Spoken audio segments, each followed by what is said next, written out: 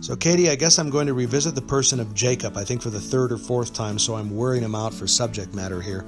But I'd also like to talk a little bit about Sarah, Abraham's wife, because I think both Jacob and Sarah had one weakness in common, and that is they were both very bad at waiting on the Lord for his promised blessing. And I'll show you what I mean. God had told both Abraham and Sarah that they were going to have a son together, and that son, of course, would be a blessing unto the nations of the world. Well, around about year 24 of waiting on the Lord, Sarah becomes impatient, and she tries to force the promise of God by telling Abraham to take Hagar, her maidservant, and produce a son. And of course, Hagar gives birth to Ishmael.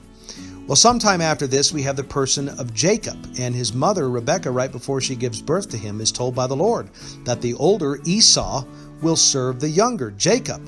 And so we have Jacob years later doing really just what Sarah did, in that he's trying to force the promise. And so he cheats his brother Esau out of his birthright. And then sometime after this, he tries to force the promise again, with his mother's help, by cheating his brother out of his father Isaac's blessing.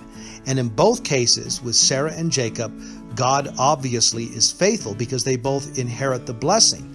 But because they try and force all of this and are not really content on waiting on the Lord, they receive it with far more turmoil than they would have, I think, had they just been content to wait on the Lord.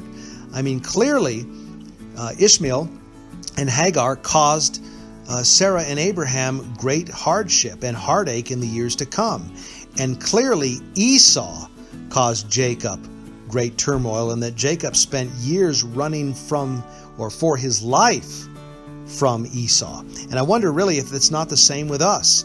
God gives us a promised blessing in whatever area it may be, but we're not content on waiting on him. And so we try and force the blessing. And God's faithful. We receive the blessing just like Jacob and Sarah did, but we receive it with far more hardship and turmoil than we would have received it had we just been content on waiting on the Lord. Not one of my smoothest devotionals once again, but I don't know, fairly decent food for thought. God bless you.